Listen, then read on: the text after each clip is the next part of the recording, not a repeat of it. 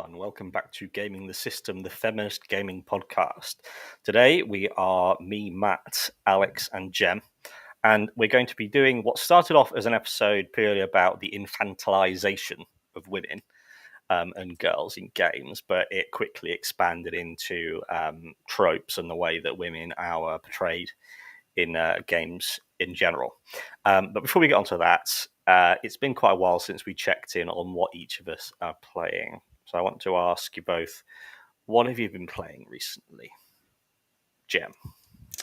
I have I haven't had a lot of time and I haven't had a lot of energy.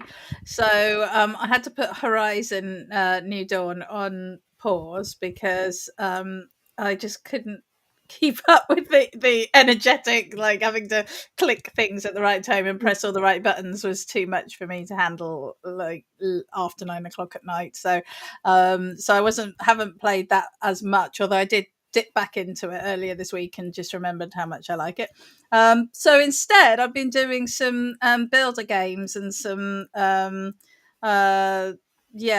like I got gosh, I knew you were going to ask me this, and I should have looked it up. It's a bizarro hospital building game. Yes, was it 2 Point Hospital? 2 Point Hospital. That's it. Yeah, 2 Point Hospital. And I got it on the PS5, and it's the first time I've ever played a game like this on the PS5. And I have played Sims on the PS5, and I just prefer it on the PC. And I'm feeling like maybe I would prefer this on the PC because I just find that it's easier to just click around the screen on a PC than with the controller on the PS5. I'm struggling, but so far it's quite fun, and it's just easy to sort of chill and get into, and it doesn't require too much brain power. And then last night I ended up playing RimWorld, so Caroline would be very proud of me. So I'm kind of and I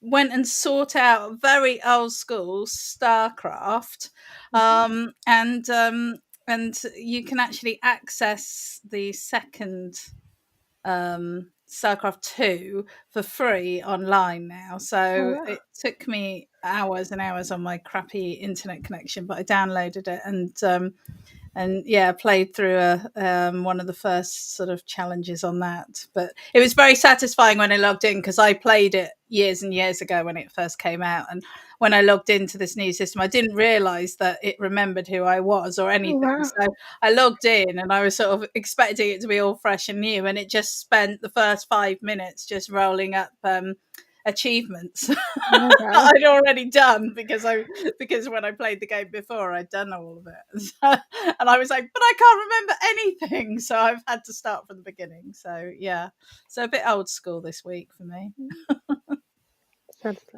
How about you, Alex?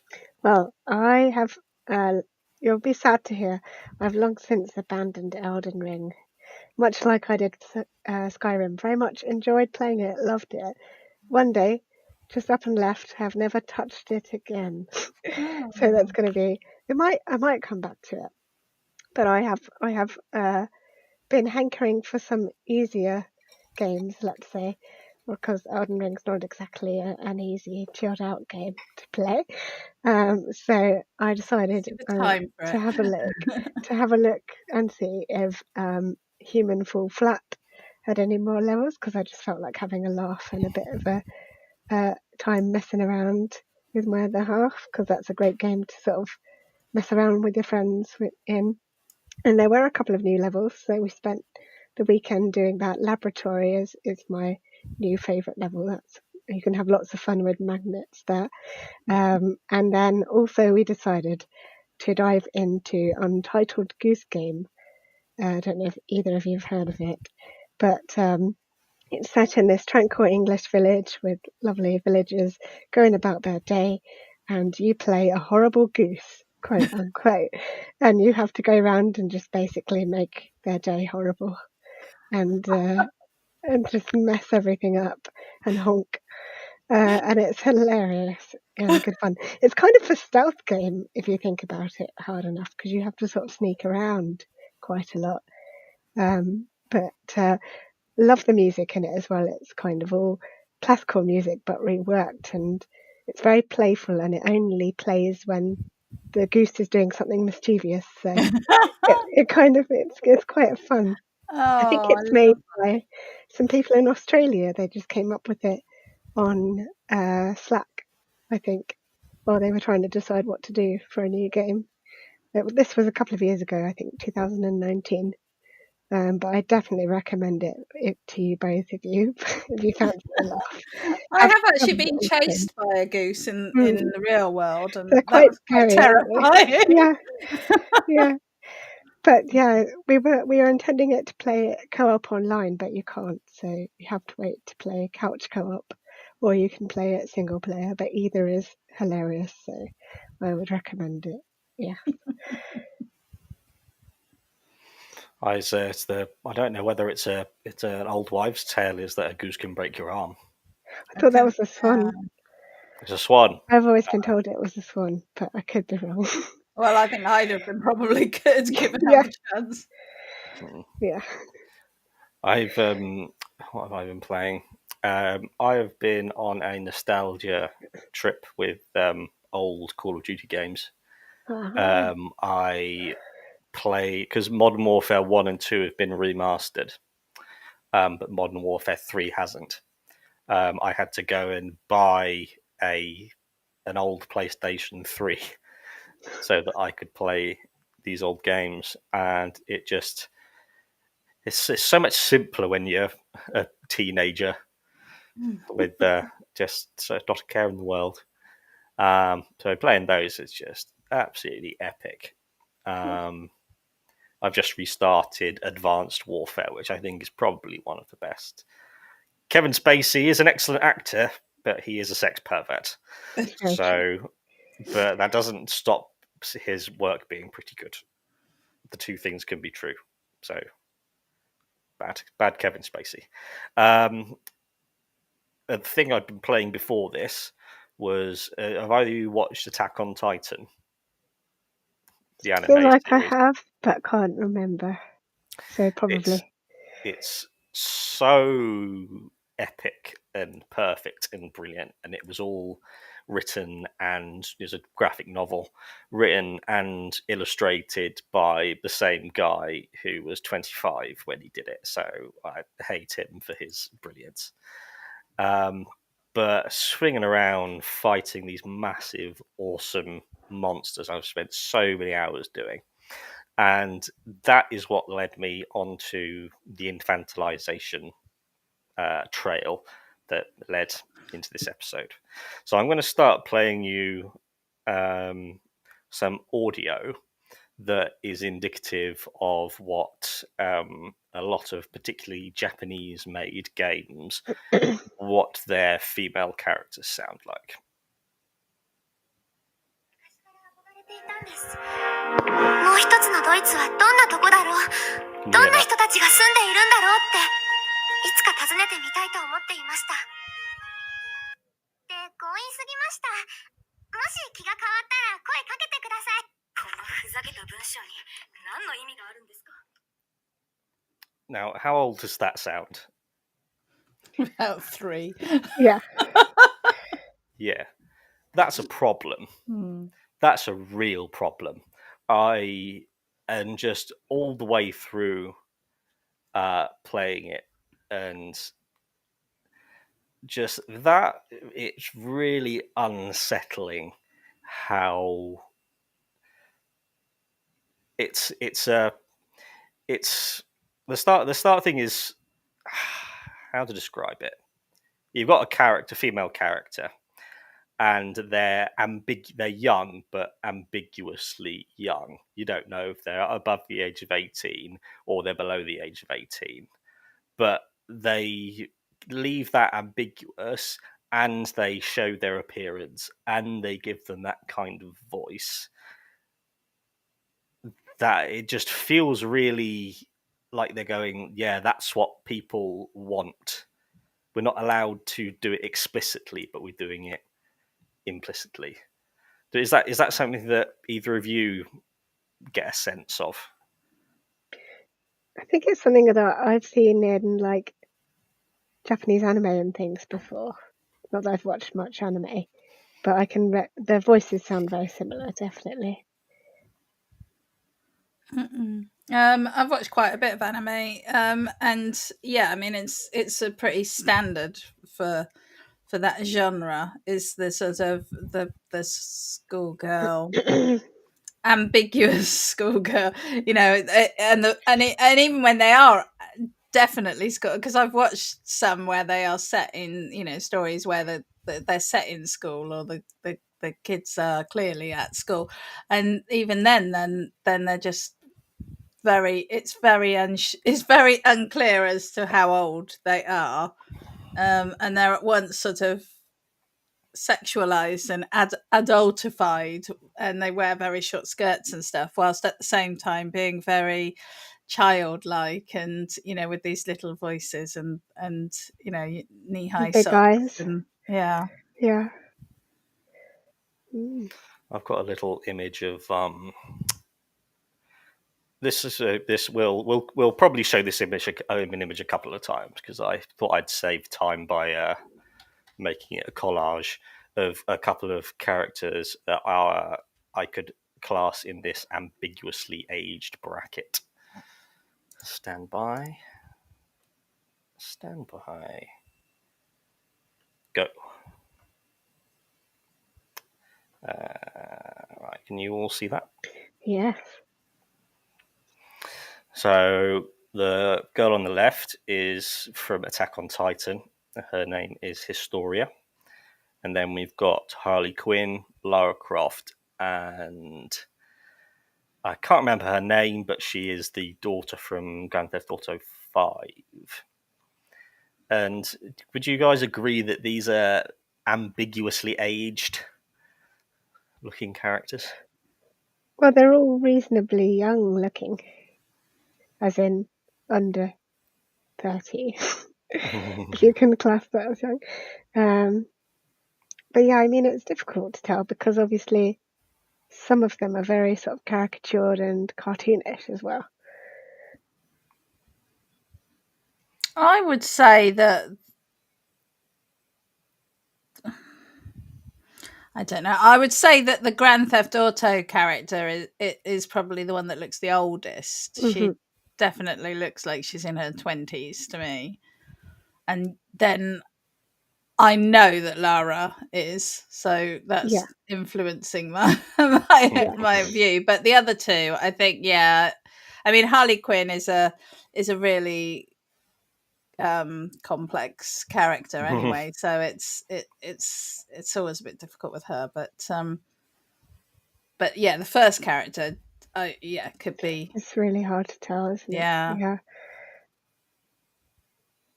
Yeah, it's that grey area of sort of no one really. I've never heard anyone talk about that girlification. Sort of like Harley Quinn could be in her mid-20s, but she behaves like and talks like a child. Yeah. And that just that she's, the mixed messages of it is, we want. I'm reminded of Leonardo DiCaprio's girlfriend history. Any of you follow Leonardo DiCaprio's love life? Not especially. No. There was someone did a graph of, he's like 42, 43 now, and they did because his love life's very public. He just dates a string of beautiful women, and as he's aged, the age of his girlfriends has just fluctuated from 21 to 27 as he's aged. And it got me thinking, why are these women and girls are made by men for the most part, which means that they think that that's something that men want to see and that men find attractive, and wish that women would be like. What do you think it is about making these girls so young and vulnerable and cutesy and high-pitched voice. Why do you think that men want to see that, or they think men want to see that?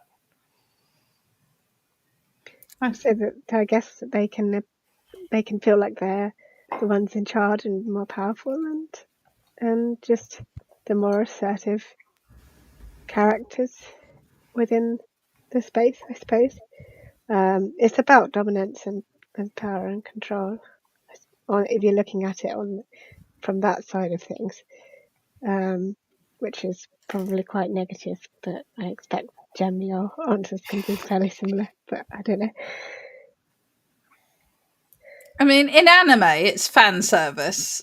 Yeah. It's just, eye candy, and it's part of the genre. It's what people expect, and it's kind of part of it. In other games, I think it's interesting that the three of the characters. I don't know the first character, but I know the other games. So three of those characters are quite kick-ass female characters, and they have a power within the game of sorts, or within their worlds of sorts. So I can't help but feel that by infantilizing characters that have inherent sort of power, that makes them less threatening to your male audience. I think that is generally what it's down to, that it's all right if that the girl can beat you up, as long as she wears a short skirt and has a high pitched voice while she it. I can also get into a whole thing about how I think that we have a quite a paedophilic society in the West, and but I think that's very heavy, and I don't want to go down that rabbit hole right now. I'm sure we might end up down there, but yeah, it's a taboo thing that there is a significant audience for, and my read of it was that children aren't a threat to men, and yeah, if you think, oh, Harley Quinn's all kick-ass and cool, but she's a child, and she's manipulated by the Joker to do whatever he wants, and the lack of decision, they don't have the direction to go, they don't know what they want, which is what young people, that's, I presume, why like the golden range of what like powerful men gravitate towards, to like independent of how old the man is lower than 30, because those people are less likely to have a cast iron idea of what they want out of life, and so they can be controlled and manipulated. And games, when you have characters like that, it gives the average man, young man, boy, the opportunity to live like that, to think, oh yes, that's the way it should be. So it's one of those things that just gets laughed off really quickly, but like you say, Jem, it is serious, and it's bad for everyone, really.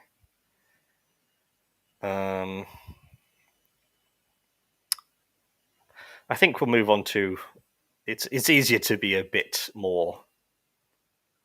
We've got the serious child stuff out of the way first, which I'm sure we'll go into in depth at another time, because it is important. I won't give you the fun word yet that I've come across, that I might have created. I might have had a hand in creating. Mothers. Jem, you're a mother. Honorary mother. Honorary mother, yes. Tin mother. Token. Mother tropes. Psycho mums seems to be a very common trope because in the first thing that springs to mind is Resident Evil Village. Yeah. 3 psycho mums if you include Mia. I'll do the hacky as a mother question. As a mother, Jem, do you notice these characters stand out? Yes, I think so actually, and I think it's interesting. I think there's it's just one of these cliche things, isn't it? It's sort of the whole tiger mum, and the I will do anything to protect my child, and that just pushes you over the edge when something happens, and therefore you completely lose the plot. So I think it is true to say that in my experience, and everyone's experience of motherhood is different. I would go to quite long, extreme lengths to protect my daughter.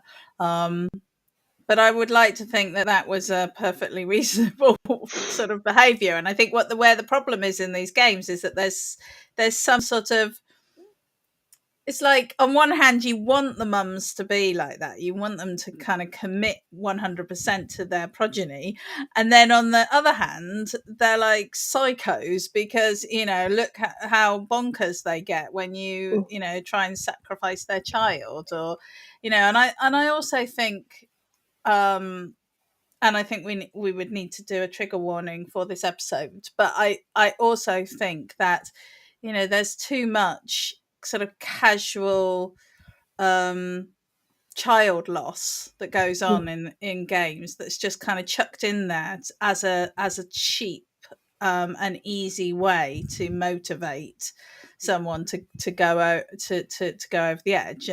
And sadly I do know women who've lost children and they haven't turned into psycho killers, and most scenarios that is not what happens. In fact, I would argue it's probably extremely rare, and yet the perpetuation of that is really harmful actually for women, especially in a role that the patriarchy seems to think is essential. If what's going on in America is anything to go by, that women, they only exist to have children. So, and yet at the same time that you're kind of digging away at those foundations and undermining that role too. You can't even do that right. I was having a think about games where I've seen that happen, and I've just thought of the example of Freya in God of War at the very end when, spoilers, you kill Balder, and you can see the moment where she snaps as well, which is kind of going to be an arc for her for this next God of War game. But I'm curious to know whether you have both seen a lot of in-game moments where you see the moment where the mother snaps, and what that does for the game's story, and like what it means for the characters around, and that sort of thing, and how much emphasis is placed on seeing that moment of change, and just the impact it has on you as the player as well. I'm gonna ask my own question there. Can't hear you, Matt. Sorry, Matt. Any extra questions are helpful to pad out the maybe list.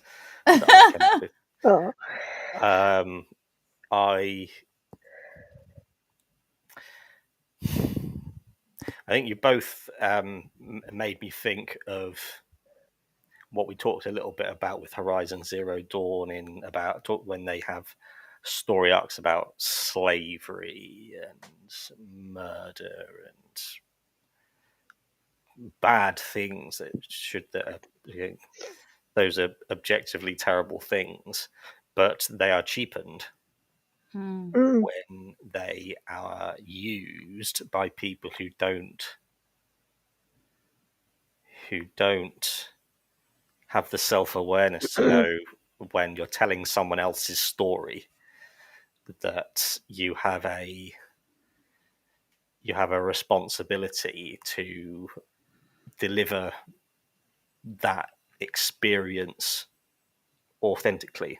You don't just take it. I'd never thought of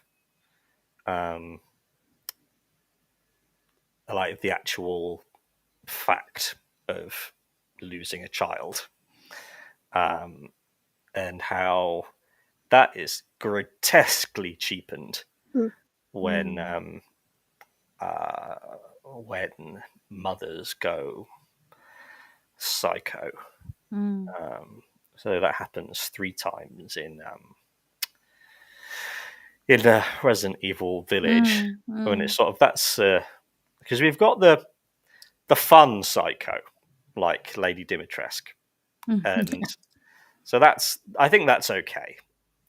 But then when you see it, like it's the main drive of the big villain, and her response to her child dying is to get another baby and cut it into pieces so that she can resurrect her original child. And that's cheap. That's cheap bollocks, really. After thinking about it from that perspective, Jam. I mean, we talked about it, didn't we, on our deep dive into Resident Evil: The Village, and I remember when I got to that bit and I realised what was going on. There was a definite eye roll. It was like, oh, for goodness sakes, it's lazy writing as far as I can tell. It's not spending time to, come up with real motivations, or just like, this person is just a bitch, I mean, it could just be that. I mean, I think that's the thing about Demetrius. I can't say her name, but anyway, she, because she's just psycho, she's just bonkers, and that's great, and then that's fine. And I think I don't want to get too kind of prescriptive and too protective. Computer games are a good opportunity, just like video, like TV and movies and books, to explore some of the more uncomfortable aspects of our world. And I think that's great. I think where I have real problem with it is where it's just so it's tropey, it's repetitive, it's just the thing that they reach for. Oh, we need a reason why this person is cutting up this baby, and we've used the baby because we needed a motivation for why this man is going into this situation, because he's got to protect his women folk, I mean, the whole thing the Village is a really good actual example of this the abuse of these storylines. It's not that we shouldn't ever tell these stories, but that it's so lazy. It's just, and it's too repetitive, and it's too common. Sorry, ranty. Right. No, I agree. I agree completely. Yeah. And off what you said, Alex, about Freya in God of War, that is how that story, it's so nuanced and so specific, and throughout the entire game you're sort of fed breadcrumbs about it, aren't you? They definitely layered it in through the whole game. It wasn't like just suddenly it happens at the beginning and then now she's angry. I mean, it's going to happen at the beginning of God of War too, because you should already know why she's angry. But yeah, it was quite a stark moment. But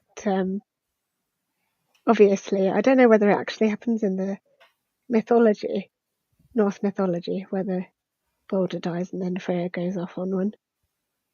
Don't know. Have to read up on that. But yeah. It was Loki that caused Baldur's death. Okay. It was a trick. It was like Baldur. I think it was at a feast, and Baldur was challenging people to with things and try and hurt him. And Loki gave one of the guests a spear made of mistletoe, and threw it. Yes. And that's where the arrows come from. And another, I think this was about Baldur as well, that I think Odin said that if every living creature shed a tear for Baldur, then he would resurrect him. But Loki was the only one who didn't shed a tear. Wow. So he didn't come He's back. naughty. He is. Yeah, interesting. And that every single detail that you learn and how you learn it in that game is just you feel inside Freya as that moment, just that point of no return where Kratos snaps his neck and his eye fills with blood to show that he's actually hurt, and then she goes down next to him and does this terrifying little speech to Kratos and Atreus saying, "I will rain down all the horrors of hell on you." And you just feel that she's forever changed. She's just, something has snapped Gone there. wrong. Yeah. Yeah. And particularly with anything to do with gods, they're all about family.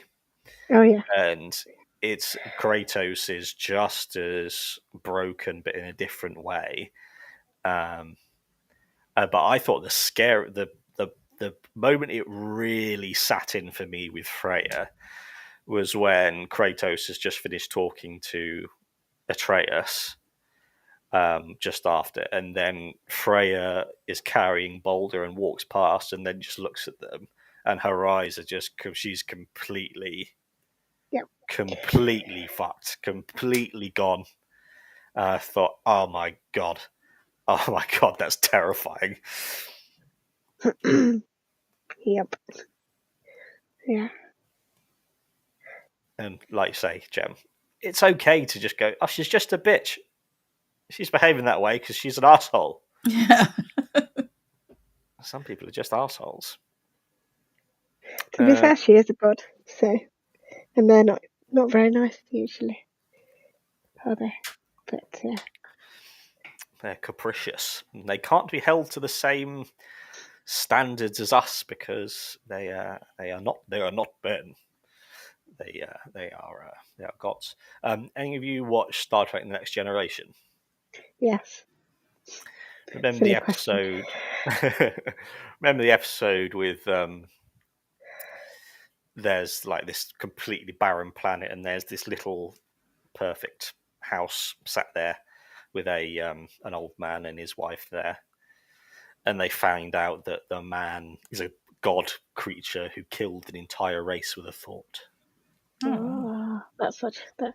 I can't remember that specific episode, but I'm sure it will come back to me. I remember thinking that was devastating, but also perfectly handled, because Picard says we don't have the authority to judge you for your crimes. They're saying, just knowing you've done something terrible, but we don't have the capacity to judge you for this.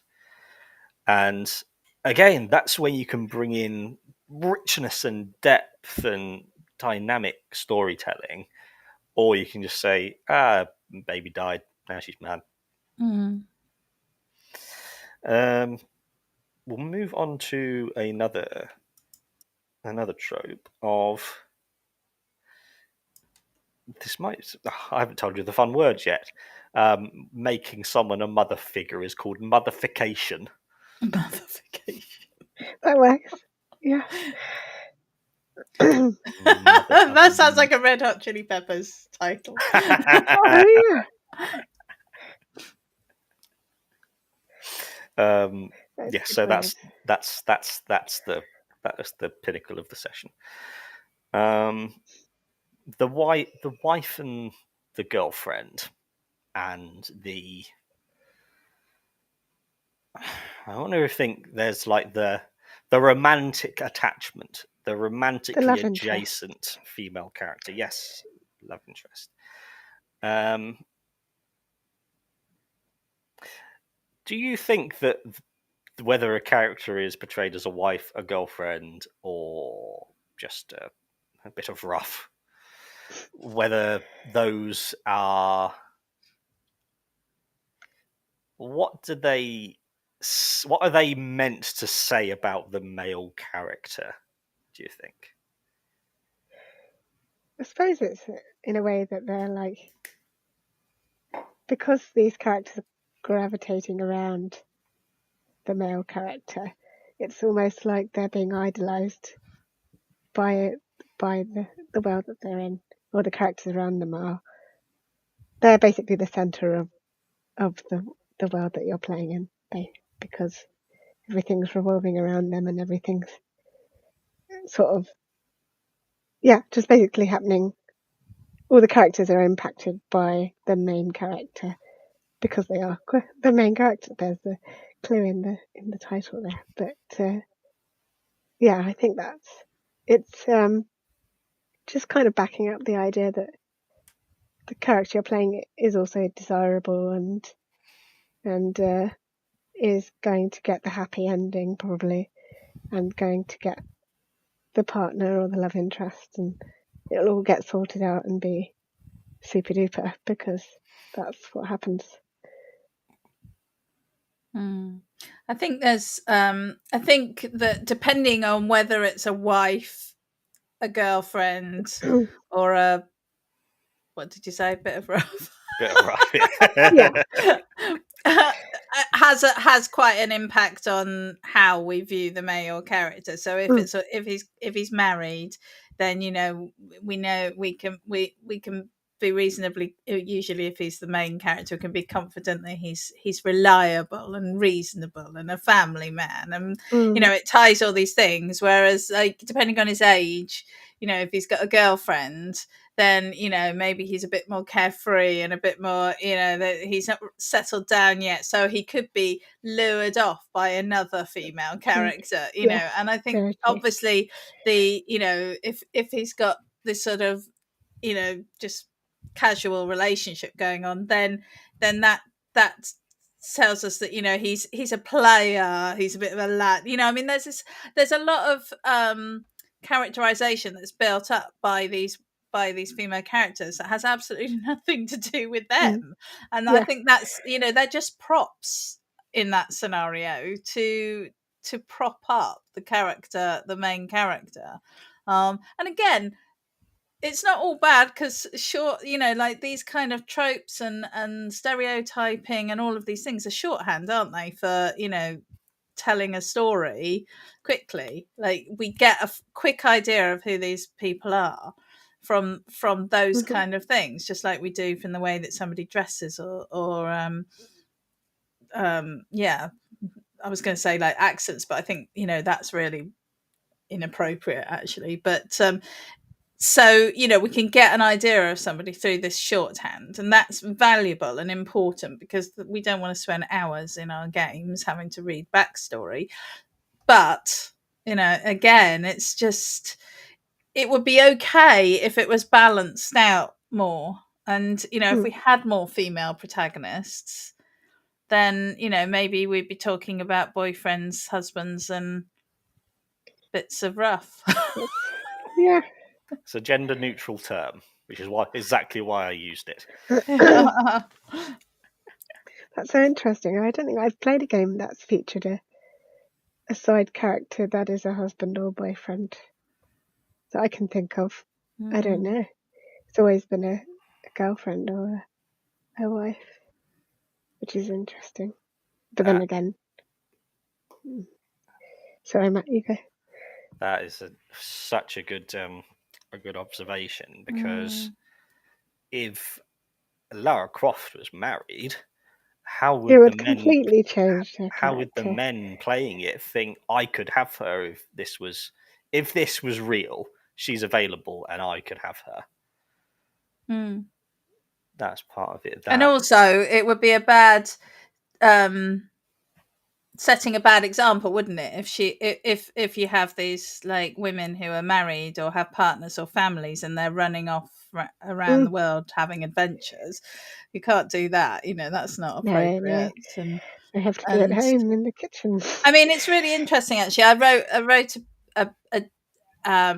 about the symbolic annihilation of women, which was a concept that was sort of put forward in the 70s, and it was looking at TV then and TV shows and how women, even though in society women were working, they were looking after the family but also going out to work, they were doing much more equal jobs with their male counterparts, and actually within reality women's they weren't equal, but it was much more equal than it had been.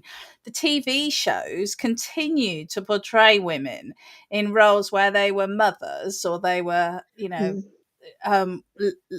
staying in the home and all of those things, and the women who were not maintaining those classic gender roles were then demonized within the TV show. So like, oh, look at that woman who goes out to work abandoning her children, or this woman who's got this, who's left her husband, she's just a woman of disrepute. And there was all this which was trying to reinforce, which wasn't reflecting what was going on in society. And I think we're seeing the same thing happening in games, that even though that's not actually how women actually are, it's not how relationships actually are. And I think you've alluded to it a couple of times today, Matt. It's not actually what men want, what real men in the real world actually want. That isn't that, but they're being constantly told that it should be by this massively influential industry.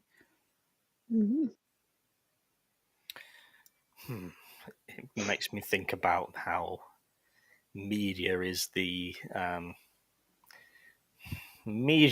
one of the tools that the patriarchy uses to condition us to, because like it's only gaming my entire life, being a feminist for the last 6 years, I'd never thought of that.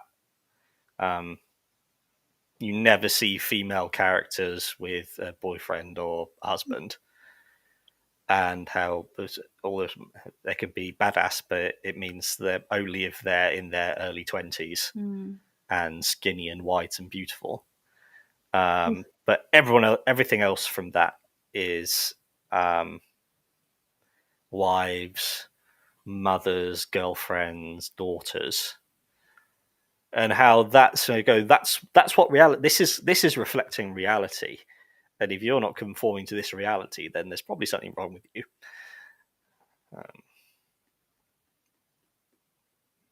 Yeah, and you talk about, and I hadn't thought of the idea of as a prop is literally something that it's something that could be in the background, but it's also something that shores something up and supports it.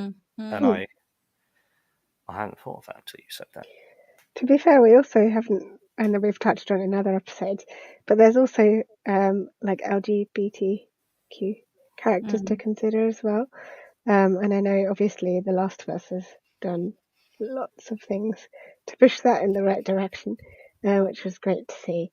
But again, it's incredibly rare, which is why it stands out so much, I think. So that's worth pointing out as well, how rare it is to find that as a main playable character in a game. I think that comes to another point about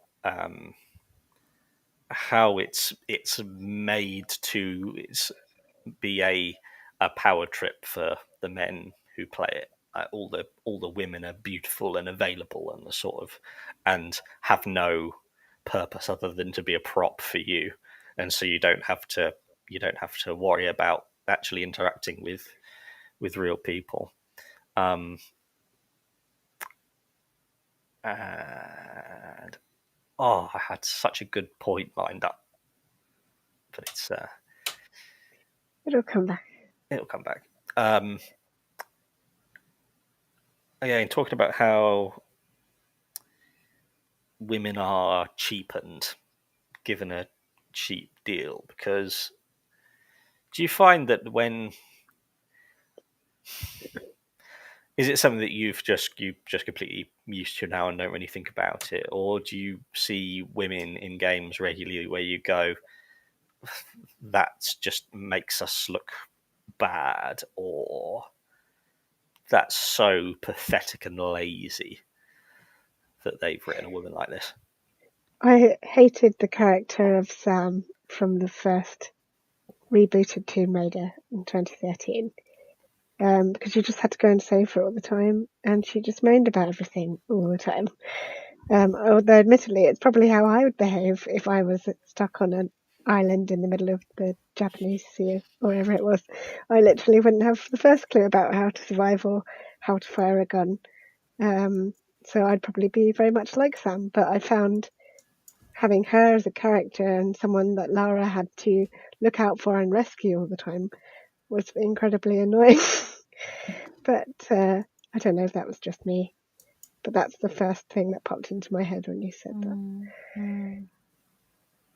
Yeah, I do find it. I find it annoying all the time. I think this is the misapprehension that so many of us are under on many areas, and is that because something is happening all the time, because it's endemic, that it doesn't affect whoever is impacted by it. So, like, because racism is, just built into our society, doesn't mean that when people are the victims of racism that they don't feel it every single time, that they don't notice it every single time. And I think the same is true for sexism. So when I am playing a game, yeah, absolutely, I will be just like, oh my god, why did they have to do that? Why did they have to make that skirt so short, or that shot up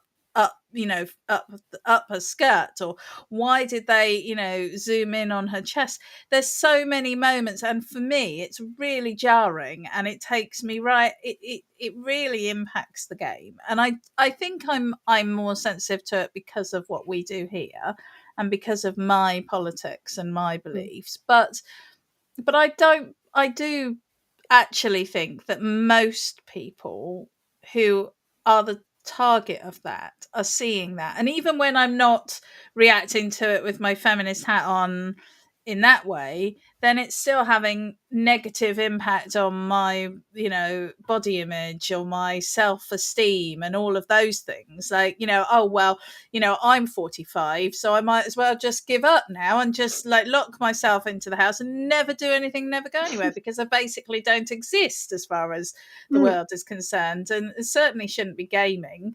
No games are designed for me, and all of that. And it's really easy to sort of go down that route. So I think that just because something is so pervasive, I do think, I mean, Matt, I think, absolutely, I feel it, I see it every time, and it's damaging and it's harmful. And then I'll be sat there and my daughter's watching with me, and I'm like, oh my gosh, I mean, she got really into Little Witch Academia, which is a anime school for witches, and it's cute, but the skirts are so short.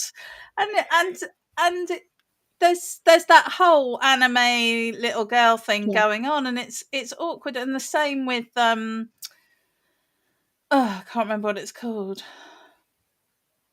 Anyway, there's a big online game that you can play that not Genshin Impact. Yeah, Genshin Impact. Yeah. Same problem there. Absolutely. I love the outfits. I think they're cool. But, my daughter was like, well, it's all right because they've got their socks come up to their thighs. I'm like, No. Yeah. They've always got skirt, thigh, sock. Yeah. Mm. And you're right, it is about, like, just like with Leonardo DiCaprio's girlfriends, as far as if you only looked at media and games, you'd see that range of people. Yeah. Unless I can't unsee this sort of thing now in films where they've got like a mums in films now. The maximum they go up to is 38, the age of the actress. And so as the younger actors get older, suddenly in Dune, which is a worthless pile of shit, Rebecca Ferguson is the mum of Timothy Chalamet, who's the skinniest, whitest person they could ever send to a desert planet. He's 26 and she's 38, so she would have been 12 when he was born. Yeah. Mm-hmm. Yeah. And that is so pervasive, and people keep saying about it, and they still don't do anything about it, even after Me Too and, all of the sort of general pushback. And, it's so rare to see genuinely older women playing older female characters in cool films. They normally get relegated to some, serious dramas and things. And when women are completely, like, interchangeable, they go, oh, we've got to have a woman there. If we're going to have a woman and it doesn't matter, we may as well have a sexy, young, skinny, white, blonde, 21-year-old girl. Who cares? Oh, we've got a mum. We'll get an attractive 34-year-old to come and play this 23-year-old mum. Do you not think that's? I mean, do you think that's the sort of brings us right full circle back to the infantilization of women, so that you've got this infantilization which is pushed and pushed and pushed. Meanwhile, you're hiding the older women, and hiding age. And I mean, I was looking. I'm not gonna sort of like put her down, but I was looking at some pictures of Madonna recently, and she's 63, I think, now, and she looks like she's 20. She looks like she's 20, and good on her. If that's what she wants to do, then I'm not. That's her bag. She's an amazing woman, and she's done extraordinary things for women, and in a very male dominated world. So I have a lot of respect for her, but it is interesting that she feels the need, or that she feels the desire to do that, perhaps even pressure to do that, because I think it's certainly very popular in celebrity culture, or at least people who feel like they're in the public eye a lot of the time, is to hide their age. Even the men do. You see when they start wearing those little neck scarves and things, if they're hiding their necks, that's when it's got to the age. And you can always tell from, if you look at someone's neck and then look at their face, and there's a complete difference, and there's obviously been some work done. But it's interesting to think about. If they weren't in the public eye, and obviously they need money to access that kind of plastic surgery, but if they weren't in those jobs, would they be doing that really? Or would they be aging naturally? Don't know. My mum asked, we were talking about conservative politics this morning with my mum, talking about the difference between someone like Boris Johnson and someone like Theresa May. Thinking that Boris Johnson could do, there's absolutely no bottom to what he'll do and get away with without feeling any shame, because there's no downside to him. He won't be touched by it. So when he's eventually out of office, hopefully, he'll just go on going, oh, I have a rollicking good laugh, and go off and make loads of money for the rest of his life and not think about it. Whereas someone like Theresa May, women don't have that complete world is your oyster thing, because they always have to be presenting themselves a certain accountable. way. They're being held accountable much more. I think Theresa May's quite an interesting character, actually, because I mean, I don't agree with her politics at all, and I know she's responsible for quite a lot of bad stuff in inverted commas. But you know, she has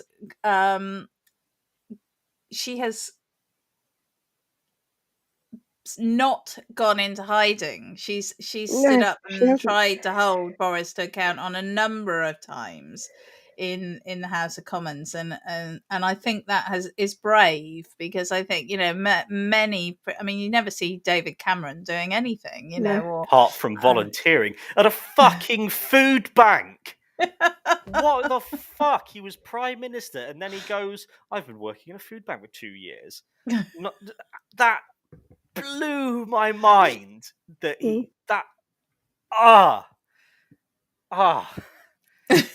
Devastating. Anyway, we're veering off topic. We have. Yeah, it's good. I think it's good too, because it just shows how much everything all intersects, doesn't it? You know, how it all meshes together. I find it interesting. Well, that's actually I think that's a really good point to bring this to a close with the first wildcard round that we've done in quite a while. Oh. So I've been really irritated the last week. I get very, very pissed off at things. And I thought, we hadn't noticed that. Think of someone who you're angry with in life at the minute, who you're just makes you go, just think about it, you go, and give them a terrible fate from a video game that you would like to inflict on them. So I'll start. Tony Blair. Fucking war criminal, corrupt scumbag Tony Blair, who I didn't know, the second he got out of office, instantly went and became and worked like a director of some corp with JP Morgan Chase, which I believe is a massive bank, because he was extremely good to them, and he's been raking in 1 to 2 million a year doing that. And he's got about 40 billion pounds to his name. And he still comes and sticks his nose in to say, we don't need any socialism. We need to go back to centrism and doing business friendly stuff, and forget about everything else. And I just can't you just take your money and just go away? If I had 40 million pounds, you'd never hear from me again. I could spend £1 million a year for the next 40 years and just wonderful. But instead of him carrying on doing that, I thought, what would be a really nice... In God of War 3, I think one of the deaths is... I'll amalgamate them together. So with Poseidon, he gouges his eyes out and throws him over a cliff, and with Hermes, he cuts his legs off, and then I think that kills him. And then Hercules, he smashes his face in with a massive like iron gauntlets.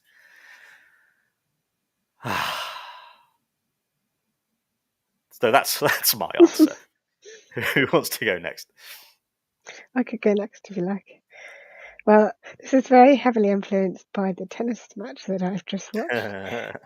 But it's tennis player Alexander Zverev, who you may or may not know, has allegedly assaulted his ex-girlfriend, and is apparently under investigation by the ATP, but I don't think they've done much about it. And his girlfriend won't press charges because apparently she doesn't want to do that, even though I think she probably should, based on the evidence that's been reported. And also he has terrible anger management issues, and he's actually a danger to people on court when he gets too angry. He nearly hit an umpire with a racket once, and they haven't really done anything to curb that in terms of the behaviour that he's been allowed to carry on sort of getting away with and just normalising, essentially. They're normalising angry, violent behaviour on a public tennis court by a player who's supposed to be in the top 10 in the world and should be setting a better example, really, especially when they're allegedly an assaulter. So I think probably if I was to put him in a video game, I'd put him in the little corridor in Tomb Raider 2 where the boulder's rolling down after you and you have to run to the other end, and then there's spikes closing in on the walls and you have to escape in time, basically. But he'd always be a little bit slow and never make it out. And that would be me. So yes, and also he beat the player that I wanted to win today. So that's the reason. Which I know is a very shallow reason, but still. How about you, Jem? I have quite a long list, actually. So I'm just going to group them all together and say that, I'm thinking of people like Boris Johnson and Putin, and I make no apologies to put those two names in the same sentence. And generally, arrogant men who think that they're what they want. And it is what they want. It's not even a genuine kind of life belief or anything. It's just what they want is more important than the lives and well-being of the people who they are supposed to be caring for. And I am sick to death of these men abusing their power, and it is abusive. It's controlling, it's abusive, it's gaslighting.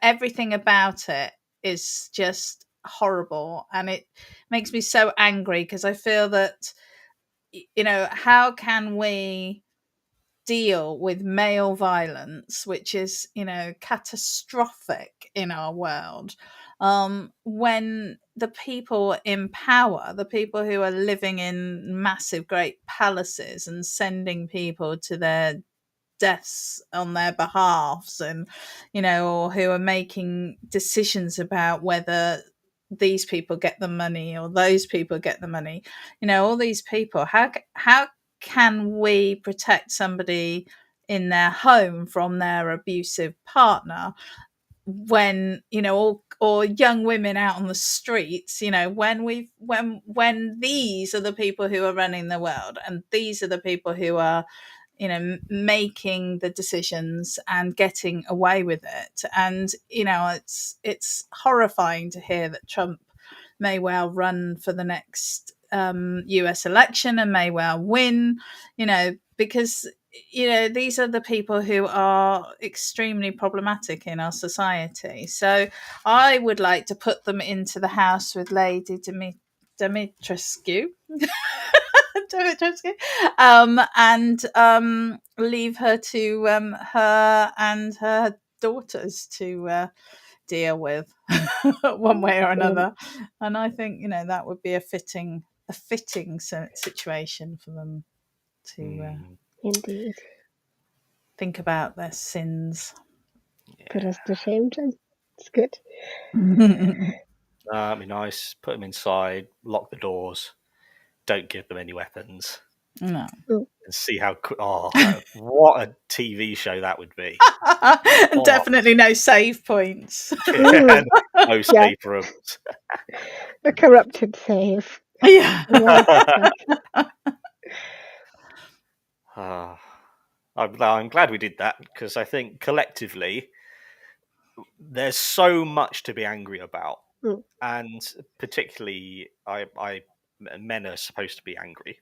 Men are allowed to be angry, but I don't think women are just supposed to go, this is awful.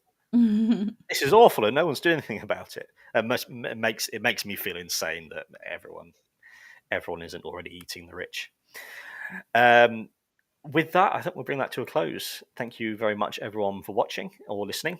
You can like, share, and subscribe if you're watching on YouTube or Twitch, or perhaps Twitter or Facebook. And if you're listening on Spotify or Apple Podcasts in particular, please do give us a 5-star rating and a little comment to help get into the eyes and ears of as many feminist gamers as possible. We'll see you every Thursday at 7 p.m. as usual. Bye-bye.